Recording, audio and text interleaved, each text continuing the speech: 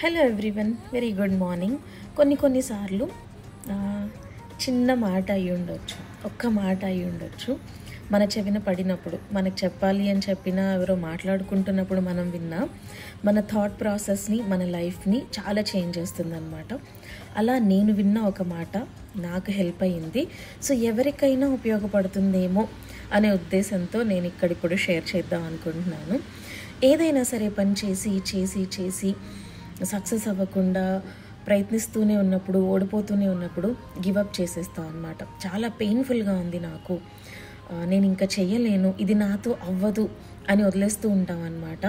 కానీ అక్కడ అది పెయిన్ కాదు, నేను గెలవలేనేమో అనే భయం.